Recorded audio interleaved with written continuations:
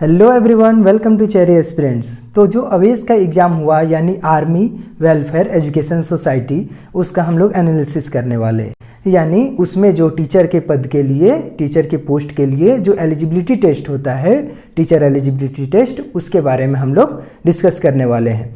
तो जो एग्ज़ाम हुआ अवेस में, वो मेनली आपको मैं पीआरटी और टीजीटी के बारे में बताऊंगा कि पीआरटी और टीजीटी में किस तरह के क्वेश्चंस पूछे गए। बहुत सारे बच्चे इस एग्ज़ाम को नहीं भी भरे कि कैसा एग्ज़ाम जाएगा, मेरी तैयारी नहीं है, टीजीटी में मैं कर पाऊंगा कि नहीं स्कोर। तो उसके बारे में मैं आपको बताने वाला हूं कि ऐसा कुछ नहीं है। एग्ज़ाम बहुत ही अच्छा रहा, बहुत ही बेहतरीन था और मैं एक एक करके आपको बताता हूं जिससे आपको समझ आ जाएंगी कि किस तरह के क्वेश्चंस पूछे गए। तो चलिए शुरू करते हैं। तो चलिए पहले पीआरटी के बारे में शुरू करते हैं। यानी पीआरटी में 3 सेक्शंस थे, सेक्शन ए, सेक्शन बी और सेक्शन सी। यानी अवेस का जो अपना सिलेबस है जिसके आधार पर ये क्वेश्चंस पूछा गया, उसमें सेक्शन ए कैरी कर रहा था जीके का पार्ट। तो जीके के पार्ट में सिलेबस के अकॉर्डिंग 6 to 10th का एनसीईआरटी बुक के अकॉर्डिंग आपका 28 क्वेश्चंस रहेंगे, यानी 28 क्वेश्चंस। अब 28 क्वेश्चंस में आपका टोटली एनसीईआरटी ही बेस्ड था। तो जो स्टूडेंट्स टीचर एलिजिबिलिटी की तैयारी कर रहे हैं, सीटेट या अवेस की, वो या फिर कोई भी स्टेट टेट की, तो और वो ट्यूशन व्यूशन अगर पढ़ा रहे हैं 9 का, 10 का, 7 का, 8 का, किसी भी तरह का, तो उसको एनसीईआरटी बेस्ड क्वेश्चंस हल करने में कोई भी प्रॉब्लम नहीं हुआ होगा। यानी 28 क्वेश्चंस में आप नॉर्मली 22-25 क्वेश्चंस बना पाओगे, ऐसा क्वेश्चंस था।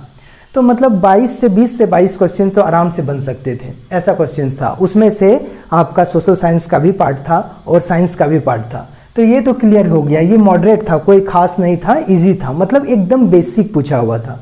अब आते हैं सेक्शन बी में। तो सेक्शन बी रहा करंट अफेयर्स। ये थोड़ा उलझा दिया, क्योंकि आप जानते ही है करंट अफेयर्स कितना भी पढ़ लो थोड़ा सा कन्फ्यूज़न लगता है कि सही क्या है, गलत क्या है, कौन सा ऑप्शन सही होगा, कौन सा ऑप्शन गलत होगा। और मैं ये आपको बता दूं कि इंटरनेशनल रिलेशंस, इंडियन रिलेशंस और उससे इंडियन इवेंट्स जितने हुए, ठीक है, उससे रिलेटेड क्वेश्चंस पूछे गए थे। और मेनली इंडिया चाइना का जो रिलेशन है, कहाँ पे एक्सरसाइज हुआ, कहाँ पे कौन सा सैन्य अभ्यास हुआ, उसके अकॉर्डिंग पूछा गया था। तो ये करंट अफेयर्स थोड़ा सा उलझाया बच्चों को, और थोड़ा सा नहीं, मैं बोलूँगा तो बहुत ज़्यादा उलझाया है। जो करंट अफेयर्स नहीं पढ़े हैं उनके लिए बहुत ही दिक्कत वाली पार्ट रहा ये 28 क्वेश्चन, क्योंकि ये भी टोटली आपका करंट अफेयर्स अगर आप देखें तो अकेले 80 क्वेश्चंस में से 35% मार्क्स इसी का है, यानी 28 क्वेश्चंस इसी का है। तो करंट अफेयर्स में थोड़ा सा दिक्कत रहा, और यहाँ पे आप अचानक मार भी नहीं सकते क्योंकि 1/4 आपका नेगेटिव मार्किंग है। तो ये पार्ट थोड़ा सा टफ रहा। अब आते हैं सेक्शन सी में। सेक्शन सी क्या था? तो सेक्शन सी में प्रोफेशनल, इंक्लूसिव और एजुकेशन जो था, ठीक है, वो बीएड से रिलेटेड जो नॉलेज है उस पे था। तो इसमें भी कोई ज़्यादा दिक्कत वाली बात नहीं थी। आप अपने अंडरस्टैंडिंग के अनुसार, आप अपने समझदारी के अनुसार इसका आंसर्स दे सकते थे। तो इसमें 24 क्वेश्चंस थे। तो मैं आपको बता दूं तो 80 नंबर का टोटल 80 क्वेश्चंस थे। उसमें से आपको कम से कम 40 क्वेश्चंस बनाने ही है, कम से कम, क्योंकि 50% रहता है उसमें स्कोर करने का। अगर आप 50% स्कोर नहीं करते हैं तो आपका फिर वो एग्ज़ाम क्लियर नहीं होता है। तो ये था पीआरटी का, और टोटल आपको 1 घंटा 30 मिनट यानी 90 मिनट मिले थे। तो इसमें कोई खास था नहीं, लेकिन मैं बार बार बोल रहा हूँ करंट अफेयर्स उलझाया। तो आप कोई भी टीचर का एग्ज़ाम दे या नॉन टीचिंग का एग्ज़ाम दे, करंट अफेयर्स तो हर जगह पूछता है, इसीलिए करंट अफेयर्स की तैयारी करते रहे, पढ़ते रहे, आपका आगे का एग्ज़ाम काफ़ी अच्छा रहेगा। तो आप पीआरटी के बारे में समझ गए होंगे किस तरह के क्वेश्चंस पूछे गए, और 1/4 इसका नेगेटिव मार्किंग था। तो चलिए अब चलते हैं टीजीटी की ओर। जो बहुत सारे बच्चे ऐसे बोलते थे कि टीजीटी नहीं हो सकेगा, अगर वो मैथ ऑनर्स से या फिर फिजिक्स ऑनर्स से बिलोंग कर रहे हैं तो टीजीटी उनसे नहीं होगा, मेरी तैयारी नहीं है, कैसे होगा, 10th 12th लेवल का पूछेगा। तो आप देखिए, मैं बताता हूँ कि किस तरह के क्वेश्चंस पूछे गए थे, उससे आपको समझ आ जाएगा कि नहीं, आराम से जा सकते हैं तैयारी के बगैर। मतलब थोड़ी बहुत तैयारी है आपकी, अगर रेगुलर आप ट्यूशन व्यूशन या फिर कहीं आप पढ़ा रहे हैं या नॉर्मली आप ठीक से पढ़े हैं तो आपको कोई दिक्कत होने वाली नहीं है। टीजीटी के लिए आपको कोई दिक्कत नहीं होगा। तो सेक्शनली हम लोग देखते हैं कि किस तरह के क्वेश्चंस पूछे गए। तो चलिए शुरू करते हैं। अब बात करते हैं टीजीटी की, यानी जिन्होंने टीजीटी में अप्लाई किया था उन लोगों के लिए। तो टीजीटी पार्ट बी कहलाता है। टीजीटी क्या कहलाता है? Part B. और इस पार्ट बी में 4 सेक्शंस थे। और सिलेबस के अकॉर्डिंग भी 4 सेक्शंस ही थे। तो सेक्शंस B1, B2, B3 और B4। B1 सेक्शन ये कहलाता था आपका सिलेबस के अकॉर्डिंग कि 6 to 10th specific basic knowledge आपको जांचा जाएगा, परखा जाएगा। और वाकई में ये स्पेसिफिक नॉलेज ही थी, यानी बेसिक नॉलेज थी। अगर मैं किसी एक ऑनर्स की बात करते हैं हम, जैसे कि मैथ ऑनर्स वाले जो बच्चे हैं उन्होंने जो अप्लाई किया था इस पोस्ट को लेकर, तो उसमें से 42 क्वेश्चंस ऐसे थे बेसिक, जो इतने बेसिक से 6 to 10th की प्रॉफिट लॉस से रिलेटेड क्वेश्चंस थे, छोटे छोटे क्वेश्चंस कि अगर इतना में कोई पर पर्सन अपना कोई प्रोडक्ट सेल करता है और उसमें 20% का प्रॉफिट होता है, तो बताइए कॉस्ट प्राइस क्या है। तो यानी सीपी निकालने का एवरेज का क्वेश्चन था 1-2। और उसके बाद आपको 10th क्लास के लेवल का उस तरह का question, linear equation and 2 variable का, कि ax + by + c 2 इक्वेशंस दिया हुआ है, ठीक है। इसमें से बताइए दोनों इक्वेशन में जो पैरेलल लाइन कौन से होंगे, कॉन्सिडेंट लाइन कौन से होंगे, या फिर इंटरसेक्टिंग लाइन कौन से होंगे, इसके बारे में बताना था। और अगर फिर कैसे कैसे क्वेश्चन थे, तो इसमें मॉडरेट वाले, अब ये तो हो गया एकदम बेसिक। तो अगर 42 क्वेश्चंस उसमें हैं तो 101% जिन्होंने ठीक से तैयारी नहीं की होंगी, तो मैथ का तो उतना नॉलेज तो रहता ही है, तो उसमें से आपका 42 क्वेश्चंस में 35+ आप स्कोर करके आओगे, उसमें कोई दिक्कत नहीं। मैं बोल रहा हूँ सिंपल, जिन्होंने ठीक से तैयारी नहीं की है उनके लिए भी, ठीक है, 35+ स्कोर करके आएंगे। और रहा सेक्शन B2 की बात, तो सेक्शन B2 में 6 to 10th थे और मॉडरेट थे, क्योंकि यहाँ देखिए बेसिक लिखा हुआ है 6 to 10th, और ये रहा मॉडरेट। तो मॉडरेट में भी उसी तरह थे, कोई ज़्यादा खास नहीं, उससे थोड़ा सा आगे, मतलब डिस्टेंस निकालने दे दिया है, कुछ आपका क्या बोलते हैं कोऑर्डिनेट दे दिया है, इस तरह से कोऑर्डिनेट दे दिया एक्स एक्सिस वाई एक्सिस से, और पूछ रहा है कि इसकी वाई एक्सिस से दूरी कितनी है। इस तरह के क्वेश्चंस थे। कुछ क्वेश्चन पॉलिनोमियल के थे, पॉलिनोमियल से आपको रूट निकालने दे दिया गया है, आपको जो डी निकालना, डिस्क्रिमिनेंट निकालना, डी = जो होता है b² - 4ac, उसमें आपको पूछ रहा है कि बताइए ये रूट्स रियल रूट्स होंगे कि नहीं, रूट निकलेगा कि नहीं उस पॉलिनोमियल का, यानी क्वाड्रेटिक इक्वेशंस का। तो क्वाड्रेटिक इक्वेशंस के रूट्स निकालने दे दिए गए हैं, क्यूबिक इक्वेशंस है उसमें से थोड़े बहुत रूट्स निकालने दे दिए गए हैं। तो कोई खास था नहीं, मतलब आराम से बनाया जा सकता था। कुछ क्वेश्चन ज्योमेट्री के थे इस तरह के कि आपको एक स्फेयर दे दिया गया है और एक स्फेयर का जो उसका एरिया है और वॉल्यूम है दोनों इक्वल है, तो उस तरह के से रिलेटेड कुछ क्वेश्चंस थे। आपको एक सर्कुलर कोन दिया गया है और आप किसी एक प्लेन से उसको कट करते हैं, तो बताइए कि नीचे का जो भाग होगा वो कौन सा शेप का होगा। तो इतना तो सबको मालूम है कि एक सर्कुलर कोन है और इसको अगर इस तरह कट करते हैं तो हमको कैसा मिलेगा, इस तरह का कुछ भाग मिलेगा।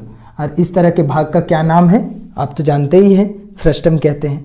तो इस तरह के क्वेश्चंस थे, तो उससे भी थे, तो कोई दिक्कत था नहीं, आराम से बनाया जा सकता था। तो इस तरह के रूट्स निकालने से रिलेटेड, मतलब 10th क्लास की जो बेसिक नॉलेज है उससे रिलेटेड था, तो कोई दिक्कत उतना था नहीं, आराम से क्वेश्चन हल होने वाले थे और कम समय में सॉल्व होने वाले थे। ऐसा नहीं आप बोल सकते कि बहुत ज़्यादा टाइम टेकिंग था। टाइम टेकिंग जो भी था वो क्वेश्चंस आप स्किप करके आगे बढ़ सकते थे, क्योंकि क्वेश्चंस की भरमार है और आपको पास होने के लिए 50% ही चाहिए, तो इसीलिए कोई दिक्कत नहीं था। तो मतलब कोई खास नहीं थे। मैं ये नहीं कहूँगा कि टीजीटी में किसी को परेशानी हुई होंगी, और जो वीडियो देख रहे हैं एनालिसिस का उनको भी सही में पता चल ही गया होगा कि टीजीटी का क्वेश्चंस कोई खास नहीं था। लेकिन उलझाया किसमें, पीआरटी वाले में, यानी जो प्राइमरी स्कूल वाला जो पीआरटी का, वो भी किस में उलझाया, तो करंट अफेयर्स में। एकदम हालत ख़राब कर दिया सारे बच्चों का करंट अफेयर्स में, इसीलिए करंट अफेयर्स को थोड़ा कमांड करें। और जो सेकंड सेक्शन B2 था वो मॉडरेट था, उसमें भी कोई खास नहीं था। तो आपका 42 क्वेश्चंस में इसमें से भी 35 क्वेश्चंस तो आराम से बनेंगे। तो इधर से 35 मैं सिंपली बोल रहा हूँ 35, आप ज़्यादा भी स्कोर कर सकते हैं। किसी ने तो 42 में से 40 बना के आ गया है, क्या इसमें कोई खास था नहीं। और ये आता है मेन पार्ट आपका B3, जिसमें हायर एजुकेशन 11-12 का लिखा हुआ है, और इसमें देखिए 12 क्वेश्चंस है। अब 12 क्वेश्चंस ऐसे थे कि अगर आपको एक इंटीग्रेशन, छोटा सा इंटीग्रेशन दे दिया है, कोई एक फंक्शन दे दिया, इसका इंटीग्रेशन क्या होगा बताइए। अब इस इंटीग्रेशन का जो वैल्यू है उसको बताना था। एक छोटा सा लिमिट दे दिया, उसमें इंटीग्रेशन का वैल्यू, मतलब एकदम कह नहीं सकते कि बहुत ज़्यादा हार्ड था, एकदम बेसिक था। और 12 ही क्वेश्चन है, तो इसमें कोई ज़्यादा दिक्कत नहीं है। और इसी को लेकर B3 और B4 का जो सेक्शन है, इसी को लेकर बहुत सारे बच्चे इस फॉर्म को नहीं भरे कि नहीं मेरा क्या होगा, मैंने तो टीजीटी की तैयारी ही नहीं की, ग्रेजुएशन लेवल का पूछ देगा, सिलेबस देखे हो।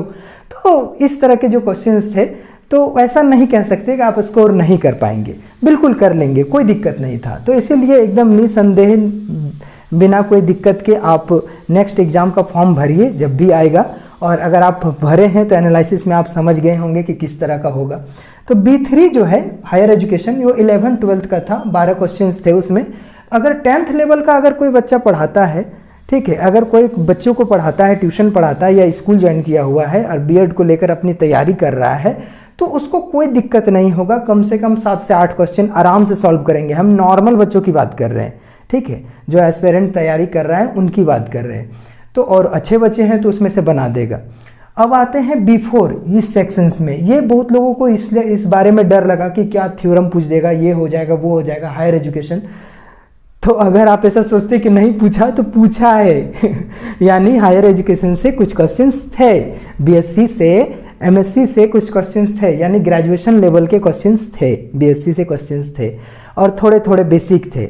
और इसमें से हाँ, ये मैं ये कहूँगा कि इसमें जो 24 क्वेश्चंस थे, इसमें 12 इसमें 24 क्वेश्चन, इसमें 24 क्वेश्चंस थे, उसमें से कम 8 से 10 क्वेश्चंस ऐसे थे जो क्लास 10th लेवल का था। लेकिन वहाँ पर दे दिया गया है कि अगर जैसे कुछ दिया है कि साइन x का, साइन थीटा का वैल्यू कहाँ सबसे ज़्यादा होगा, 60 डिग्री में कि 45 डिग्री में कि साइन थीटा, सॉरी इस तरह के क्वेश्चंस थे कि sine theta plus cos theta का वैल्यू बताइए कहाँ पर सबसे ज़्यादा होगा। तो 60 डिग्री, 45 डिग्री, 90 डिग्री या फिर आपका 30 डिग्री इसमें था। तो इस तरह के क्वेश्चंस इसमें थे। अब सोच के देखिए, तो ये क्वेश्चंस तो ऐसा नहीं कर सकते कि ग्रेजुएशन का है। अगर कोई नॉर्मल बच्चा तैयारी करता है और 11-12 का पढ़ाता है तो आराम से बता देगा कि 45 डिग्री में इसका वैल्यू सबसे ज़्यादा होता है, ठीक है। तो इस तरह के क्वेश्चंस थे, उसमें कोई दिक्कत नहीं था। और B4 ये हायर एजुकेशन का था, 24 क्वेश्चंस। तो इसमें भी आप देखिए, ऐसा नहीं है कि आपका रैंक ज़्यादा आएगा तो आप छट जाओगे या फिर आपका सिलेक्शन हो जाएगा, ऐसा कुछ नहीं है। क्योंकि 120 क्वेश्चन में आपको 60 क्वेश्चन मिनिमम बनाने ही हैं, और यानी 50% जो आपका स्कोरिंग मार्क्स है वो आपको लाना ही है। तो अब अगर आप 50% स्कोरिंग मार्क्स लाते हैं तो 120 क्वेश्चन का 60 क्वेश्चन ही हुआ ना। और आप देखिए यहाँ से अगर आप 35 बनाते हैं तो ऐसे ही 70 हो गया, बताइए। और यहाँ से अगर आप 10 क्वेश्चन उठा लो, चलो 5 क्वेश्चन उठा लिया, ठीक है, तो 70 और 5 कितना हो गया, 75 क्वेश्चन। और यहाँ से अगर 24 क्वेश्चन में, मैंने बोला ना इस तरह के क्वेश्चन जो बेसिक थे, जो कि 11-12 पर बेस थे, तो यहाँ से अगर आप 5 ही क्वेश्चन उठाते हैं तो 80 हो गया, ठीक है। और मैथ में या फिर फिजिक्स केमिस्ट्री में कौन तुक्का मारेगा, उतना कोई मारता नहीं है। इसमें भी नेगेटिव मार्किंग थी 1/4, ठीक है, तो 1/4 नेगेटिव मार्किंग थी। तो आप देखिए 75-80 क्वेश्चन तो आप कहीं नहीं, मैं नॉर्मल बच्चों की बात करता हूँ जो ठीक से ठीक ठाक नहीं पढ़े हैं उनकी बात कर रहे हैं, तो 80 क्वेश्चन तो कहीं नहीं बना सकते हैं वो। और आपको पास होने के लिए 50% चाहिए, तो ज़्यादा दिक्कत तो हुआ नहीं। तो इसमें एक सबसे मेन बात, सबसे अच्छी बात क्या है कि इसमें कोई करंट अफेयर्स या किसी भी तरह का जो पेडागोगी को लेकर क्वेश्चन है उसको नहीं यहाँ इसमें घुसाया हुआ है, उस पर नहीं है इसका कोई सेक्शंस। तो इसीलिए कोई दिक्कत बच्चों को रहा नहीं। TGT का जो सिलेबस है उसके अकॉर्डिंग क्वेश्चन पूछा गया और क्वेश्चन बहुत ही अच्छे रहे, सब ने काफ़ी अच्छा स्कोर करके आया है। TGT में हमको लगता है किसी को दिक्कत नहीं है। और मेनली अगर दिक्कत हुआ होगा तो PRT में शक लग रहा होगा कि होंगे कि नहीं। तो मैं आपको बता दूं PRT और TGT के लिए कि PRT और TGT में जो भी मार्क्स आएंगे आपके वो सब नॉर्मलाइज होंगे, तो पास होने की काफ़ी संभावना है, काफ़ी अच्छा रिजल्ट स्कोर हो सकता है। अब देखिए रिजल्ट आने की बाद ही पता चलेगा, जिस समय रिजल्ट आएगा उस समय पता चल ही जाएगा। और TGT का फॉर्म भरे, डरे नहीं, नेक्स्ट में जब आएगा तब आप फॉर्म भरिए, आपको काफ़ी ज़्यादा अपॉर्चुनिटी मिलेगा इस स्कोर कार्ड को लेकर। भारत के जितने आर्मी पब्लिक स्कूल है उसमें आपको अपॉर्चुनिटीज़ मिल सकती हैं, काफ़ी अच्छा इनका एग्ज़ाम पे स्केल भी होता है। और चलिए आज के लिए इतना ही। अब चैनल को लाइक करें, सब्सक्राइब करें और वीडियो को फॉरवर्ड करें अगर अच्छा लगे तो। बने रहिए, बाय बाय।